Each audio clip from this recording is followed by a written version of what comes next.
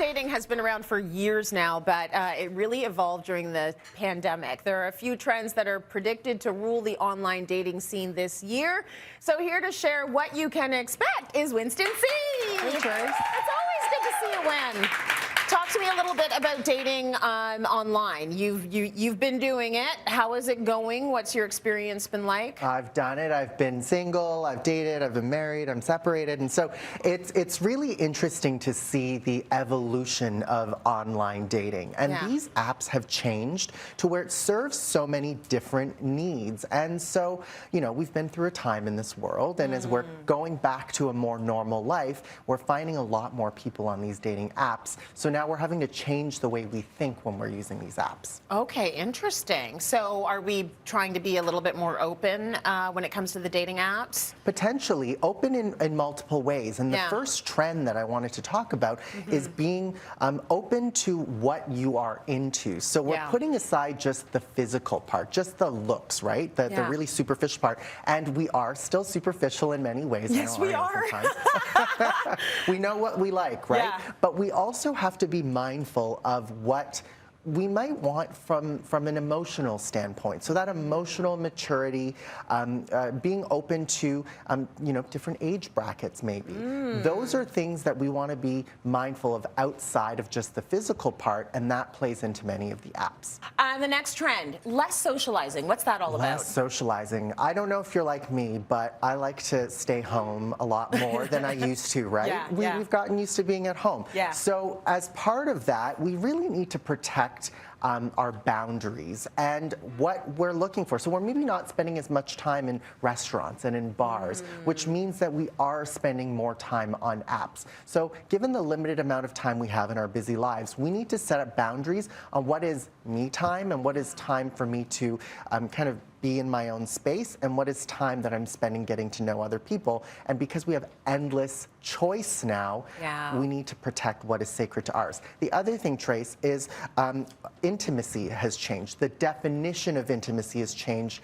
People are into various types of arrangements. So you need to reflect on what you are comfortable with in yourself, but what you're comfortable with other people. And many of these online dating apps like Tinder, Bumble, Hinge, there's different terms that people use, and one that's quite common now are three letters, ENM, and that stands for ethical non-monogamy, and that is not for everybody, but that is for some people. So knowing the state of where we are and what kinds of intimacy people are seeking for is really important. Yeah, you've got to basically know that code when you're going in, because you have to know what people are looking for, right? Yeah. Maybe you don't want non-monogamy, whether ethical or not, so that's not the person you should go for.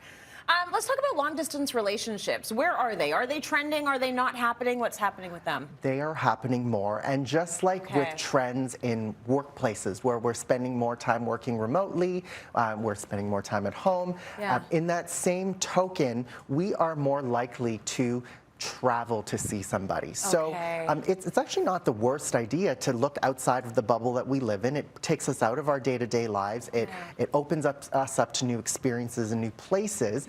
And so it's actually not such a bad thing to take a look outside of your city and set those filters. So on the dating apps, you're able to step outside of, say, Vancouver, Calgary, Toronto, and you can maybe travel somewhere to see somebody.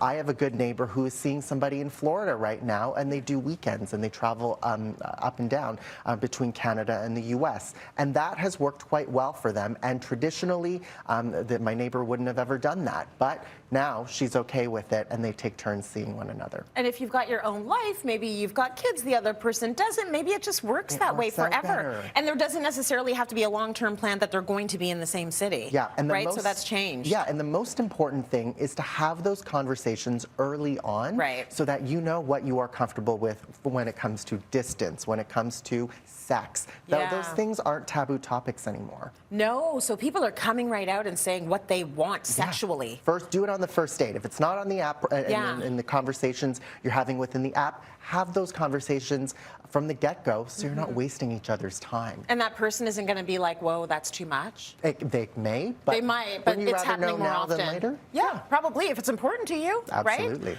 I want to talk about different generations dating, because there is a new trend that we are seeing, which is what? Yes, we are seeing a much wider range of ages, and that's because couples have broken up over the pandemic, and we are seeing many more people start online dating for the first time. And so maybe in their 50s and 60s? Maybe. Yeah. And so from a tech tip, set your age bracket so that maybe you're not seeing your grandparent on a dating app.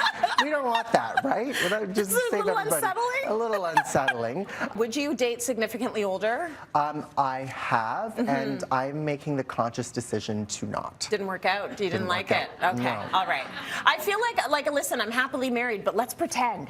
I feel like I would. You would? I feel like I would. There's something about somebody, like, if it's somebody who's ambitious and they've got, you know, their life in order and they know what they're about, like, I think I might go for that. Why not? And it's a great opportunity. Leo, that's not any, it's never going to happen, but let's just dream a little. Experiment. That's what this is all about. Yeah. Okay, listen, thank you so much. It's good to know the trends, and it's good to know that it's becoming so that you customize the experience for yourself. Winston Sih, thank you so much.